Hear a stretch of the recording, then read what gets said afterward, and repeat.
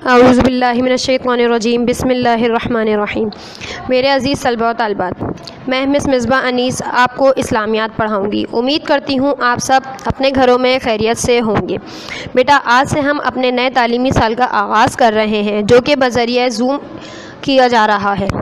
बेटा, पहले ही हम इस ख़तरनाक वबा कोरोना वायरस की वजह से काफ़ी वक्त ज़ाया कर चुके हैं, तो आइए हम अपनी क्लास का आगाज़ करते हैं।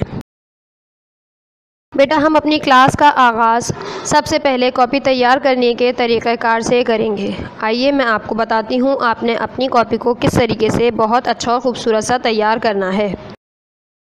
बेटा, सबसे पहले आपने अपने कॉपी के फ्रंट साइड पे, यहाँ आपके सामने आपकी कॉपी का दिखाया जा रहा है, आपने यहाँ अपना नाम, जमात, सेक्शन, GR नंबर और मज़मून लिखना है। कोशिश कीजिएगा इन तमाम चीज़ों को आप परमानेंट मार्कर से लिखिए, ताकि ये आपका पूरा साल साथ दे सकें। अगर आप मार्क पेन से लिखेंगे तो ये चीज़ें आहिस्ता आहिस्ता हल्की हो जाएंगी। तो कोशिश कीजिए परमानेंट मार्कर यूज़ करते हुए अपनी नाम, जमात, सेक्शन, GR नंबर और मज़मून तहरीर कीजिए यहाँ। इसके बाद बेटा, आपकी कॉपी में फ़हरिस्त का सफ़ा मौजूद होगा। सबसे पहले आपकी कॉपी में फ़हरिस्त का सफ़ा मौजूद होगा। इसमें आपने नंबर शुमार वही लिखना है, नंबर 1, नंबर 2 जो होगा, सफ़ा नंबर भी आप लिखते जाएंगे। इसके बाद मीकाते अव्वल, सिलेबस आउटलाइन, टाइटल, जैसे यहाँ मैंने आपको लिखकर बताया है इसी तरीके से आपने लिखना है, और आगे के लेक्चर्स में भी आपने इसी तरीके से अपनी फ़हरिस्त को तैयार करते जाना है। बेटा, इंडेक्स यानी फ़हरिस्त तैयार कर लेने के बाद हम अपनी कॉपी में बनाएंगे मेरा तारुफ। इसमें आपको आपका नाम, वालिद का नाम, CGR, जमात, फ़रीक, बेटा फ़रीक कहते हैं सेक्शन को, ग्रुप, जो भी आपका ग्रुप है, ग्रुप A या ग्रुप B जो भी है आप वो लिखिएगा। मज़मून, इदारा यानी आपका कैंपस, बॉयज़ कैंपस के हैं बॉयज़ लिखिए, गर्ल्स के हैं गर्ल्स, गर्ल्स 2, जूनियर 2, जो भी आपका इदारा है आप वो लिखिए। मोबाइल नंबर, बेटा मोबाइल नंबर आप अगर लिखना चाह रहे हैं तो लिख लीजिए, वरना ये कंपलसरी नहीं है। तारुफ के अगले सफ़े पर आपने मीकाते अव्वल का टाइटल बनाना है। बेटा, टाइटल बनाने के लिए आपको परमिशन है, आप कलरफुल मार्कर या पेंसिल कलर्स यूज़ कर सकते हैं। मीकाते अव्वल के बाद बेटा, हम सब जानते हैं हमें सिलेबस आउटलाइन या निसाबी मनसूबाबंदी का सफ़ा तैयार करना होता है। अभी तो ज़ाहिर है हम बज़रिया ज़ूम के अपनी तालीमी साल का आगाज़ कर रहे हैं, तो जब भी इंशाल्लाह हम स्कूल आएंगे तो आपको सिलेबस आउटलाइन या निसाबी मनसूबाबंदी आपकी टीचर आपको दे देंगी, वो आप यहाँ पे पेस्ट कर लीजिएगा। अभी आपने सिर्फ सिलेबस आउटलाइन की हेडिंग डाल के इस पेज को स्किप कर देना है। इसके बाद बेटा, आपने आपका टाइटल पेज तैयार करना है। इसके लिए भी आप चाहें कलरफुल पेंसिल या कलरफुल मार्कर यूज़ कर सकते हैं, लेकिन बेटा ये ख्याल रहे कि ये आपकी इस्लामियत की कॉपी है, इसको बहुत अच्छे तरीके से तैयार कीजिएगा, इस्लामियत का ख्याल रखते हुए। जी बेटा, अब हम अपना सबक नंबर 1 शुरू करते हैं, जो कि है मोहब्बत रसूल और अताअत रसूल अल्लाह सल्लल्लाहु अलैहि वसल्लम। जी बेटा, अब हम अपना सबक नंबर 1 शुरू करते हैं, जो कि है मोहब्बत रसूल और अताअत रसूल अल्लाह सल्लल्लाहु अलैहि वसल्लम। जी बेटा, सबक की शुरुआत करते हैं। हम सबको मालूम है हम सबको पैदा करने वाला कौन है। हम सबको पैदा करने वाली ज़ात सिर्फ़ अल्लाह ताला की है, वही है जो इबादत के लायक है। अल्लाह पाक की ज़ात हमेशा से है और हमेशा रहेगी। अल्लाह पाक का कोई साथी नहीं है, कोई शरीक नहीं है। अल्लाह ताला ने ना सिर्फ हम इंसानों को पैदा किया है, बल्कि हमें हक़ और सच्चाई का रास्ता दिखाने के लिए अंबिया कराम मबूस फरमाए, ताकि वो हमें रहनुमाई अता करें, हमें सच का रास्ता दिखाएं, हक़ का रास्ता दिखाएं। जी बेटा, मोहब्बत रसूल मतलब रसूल अकरम सल्लल्लाहु अलैहि वसल्लम से मोहब्बत है, और अताअत रसूल यानी अल्लाह के हबीब खातिमुन नबीयीन रसूल अकरम सल्लल्लाहु अलैहि वसल्लम की फरमा बरदारी है। बेटा, मैं इस सबक की बुलंद ख़्वानी नहीं करूँगी, बल्कि आपको डायरेक्टली ये सबक समझाना शुरू करूँगी। अल्लाह ताला ने अपने हबीब नबी सल्लल्लाहु अलैहि वसल्लम को बहुत से आला इखलाक और अच्छी आदतों और बेहतरीन हुस्न जमाल दिया है। जो भी आप सल्लल्लाहु अलैहि वसल्लम के इखलाक को जानता था, उनके साथ वक्त गुजारता था, वो आप सल्लल्लाहु अलैहि वसल्लम पर अपना सब कुछ कुर्बान करने को तैयार हो जाता था, क्योंकि आप सल्लल्लाहु अलैहि वसल्लम बहुत आला इखलाक के मालिक हैं। किसी ने हज़रत आयशा सिद्दीक़ा रज़ियल्लाहु ताला अन्हा से पूछा कि नबी करीम सल्लल्लाहु अलैहि वसल्लम का इखलाक कैसा है, या आप इखलाक के कैसे हैं? तो हज़रत आयशा रज़ियल्लाहु ताला अन्हा ने फरमाया, तुमने कुरान नहीं पढ़ा, जो कुछ भी कुरान में है वो आप सल्लल्लाहु अलैहि वसल्लम के इखलाक हैं। तो बच्चों, जब अल्लाह पाक ने ख़ुद कुरान में हुज़ूर अकरम सल्लल्लाहु अलैहि वसल्लम के अखलाक को, उनकी सीरत को हमारे लिए बेहतरीन करार दिया है, तो बेटा हमें चाहिए कि हम आप सल्लल्लाहु अलैहि वसल्लम के मुताबिक अपनी ज़िंदगी गुजारें। उन्होंने हमें जो काम करने का हुक्म दिया है वो काम करें, जिन बातों से बचने का हुक्म दिया है हम उन बातों से बचें। आम लोगों के साथ साथ बेटा सहाबा इकराम रज़ियल्लाहु ताला अन्हा, जो कि आप सल्लल्लाहु अलैहि वसल्लम के जानिसार साथी था, जानिसार मतलब वो आप पर अपनी जान भी कुर्बान करने को तैयार रहते थे, वो आपकी बहुत ज़्यादा इज़्ज़त किया करते थे, आपकी हिफाजत के लिए आगे आगे रहते थे हमेशा। एक बार का जिक्र है, हुज़ूर अकरम सल्लल्लाहु अलैहि वसल्लम अपने साथी यानी सहाबा इकराम रज़ियल्लाहु ताला अन्हों के साथ उम्रे की गर्ज़ से मक्के जा रहे थे कि कुफ़ार को उनके आने की खबर हो गई। जब कुफ़ार को उनके आने की खबर हुई तो उन्होंने लड़ाई का इरादा कर लिया, मतलब उन्होंने तैयारी पूरी कर ली। जब आप सल्लल्लाहु अलैहि वसल्लम मक्के के करीब पहुँचे तो कुफ़ार को लड़ाई के लिए तैयार खड़ा देखा। ये देखकर आप हुदैबिया के मुकाम पर ही ठहर गए। बेटा जब नबी करीम सल्लल्लाहु अलैहि वसल्लम हुदैबिया के मुकाम पर ठहर गया कि रुक गए, तो कुफ़ार ने अपने एक समझदार आदमी को, मतलब अपने कबीले के एक समझदार आदमी को वहाँ भेजा, जिसका नाम उर्वा बिन मसूद था। उसे वहाँ भेजा। उसने वहाँ आके रसूल अकरम सल्लल्लाहु अलैहि वसल्लम से मुसलमानों के वहाँ आने का मकसद पूछने की कोशिश की। तो जब वो वहाँ पहुँचा, उसने नबी करीम सल्लल्लाहु अलैहि वसल्लम से उनका वहाँ तशरीफ़ लाने का मकसद पूछा। तो नबी करीम सल्लल्लाहु अलैहि वसल्लम ने उसे बताया कि हम यहाँ उम्रे की गर्ज़ से आए हैं, इसके अलावा हमारा और कोई मकसद नहीं है, हम आपको कोई नुकसान नहीं पहुँचाएंगे। वहाँ वो यही सब था, वहाँ पे मौजूद ही था कि उसने वहाँ पे सहाबा कराम रज़ियल्लाहु ताला अन्हुम को नबी करीम सल्लल्लाहु अलैहि वसल्लम की इज़्ज़त और ताज़ीम करते हुए देखा। ये सब देखकर कहने लगा, मैंने बहुत बड़े बड़े बादशाहों को देखा है, लेकिन कभी किसी की इतनी इज़्ज़त और ताज़ीम होते हुए नहीं देखी।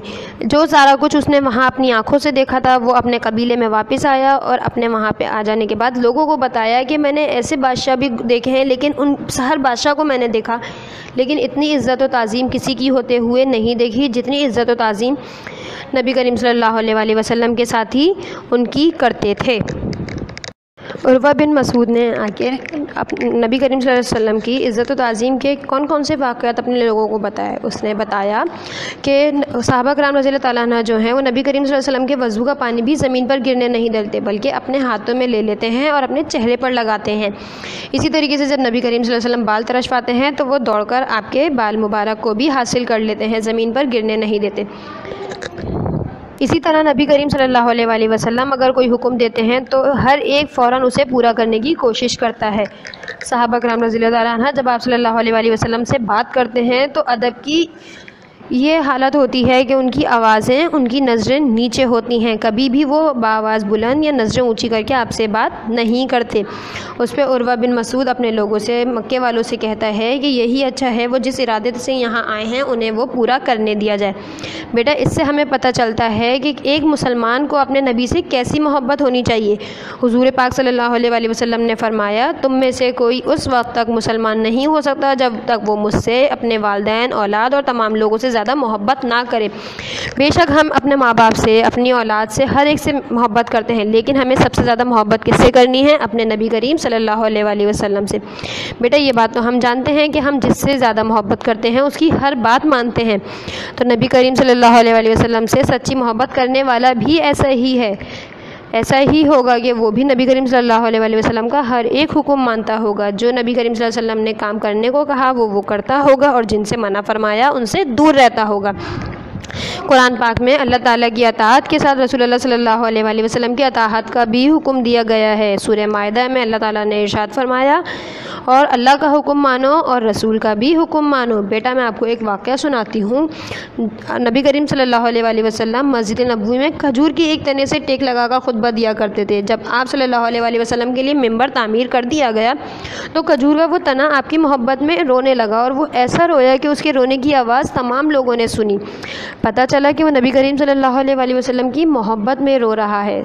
उसे नबी करीम सल्लल्लाहु अलैहि वसल्लम ने अपने सीने से लगाकर उसे चुप करवाया था।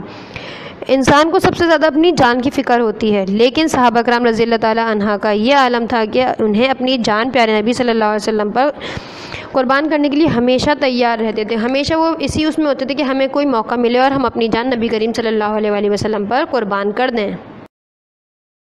बेटा एक और वाक़या ये है कि जंग बदर के मौके पर 2 कम उम्र सहाबी जंग के मैदान में उतर कर आए और आप सल्लल्लाहु अलैहि वसल्लम पे अपनी जान कुर्बान करने के लिए आगे थे। उन्होंने किसी से पूछा कि अबू जहल कौन है, तो सामने से उस बंदे ने पूछा तुम क्या करोगे, तुम क्यों पूछ रहे हो, वो तो काफिरों का बड़ा सरदार है। तो उस पर उन दोनों सहाबियों ने कहा हमने सुना है वो हमारे नबी करीम सल्लल्लाहु अलैहि वसल्लम की शान में गुस्ताखी करता है, ज़रा वो सामने तो आए फिर हम बताएंगे। तो जब वो अबू जहल उनके सामने आया तो उन्होंने उस पर ऐसा हमला किया कि अबू जहल ख़त्म हो गया, फौरी तौर पे जाँ बहक हो गया। बेटा अताअत रसूल के लिए ज़रूरी है कि हम नमाज की पाबंदी करें, नबी करीम सल्लल्लाहु अलैहि वसल्लम की सीरत पर अमल करें, उनका हुक्म मानें, उनकी सुन्नतों की पैरवी करें ताकि हम अपने उम्मती होने का फ़र्ज़ अदा कर सकें। और आप सल्लल्लाहु अलैहि वसल्लम से मोहब्बत का तकाज़ा ये भी है कि हम आपकी फर्मा बरदारी करें।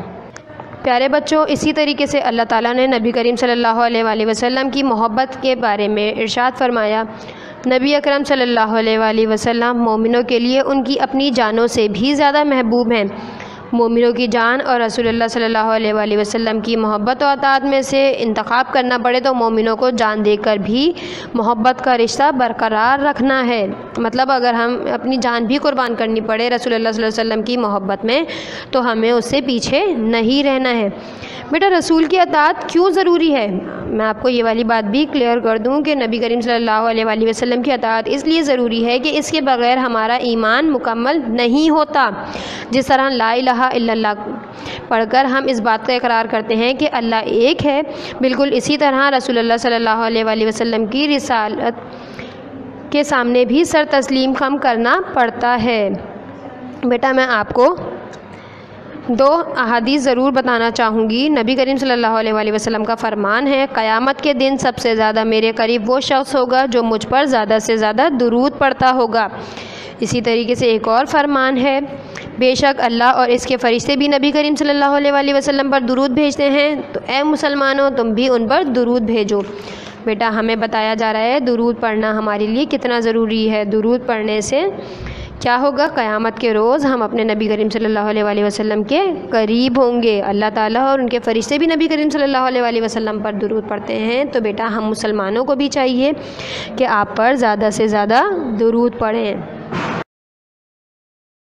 जी बेटा यहाँ हमारे लेक्चर का इख्तिताम होता है। मैं यहाँ आप लोगों को आपका घर का काम बता देना चाहती हूँ। आपको एक तो ये सबक पढ़ना होगा और साथ ही आपकी किताब के सफ़ा नंबर 14 पर जो आपकी खाली जगह मौजूद है वो आपने किताब में ही करनी है और सफ़ा नंबर 15 पे आपकी किताब में एक सरगर्मी मौजूद है, आपको ये भी किताब में ही मुकम्मल करनी है। बेटा कोशिश कीजिएगा काम बहुत अच्छा और साफ़ सुथरा होना चाहिए। पेंसिल और ब्लू कलर यूज़ करते हुए ही आपने अपना होमवर्क भी मुकम्मल करना होगा। इंशाअल्लाह अगले लेक्चर में फिर मुलाकात होगी। अल्लाह हाफ़िज़।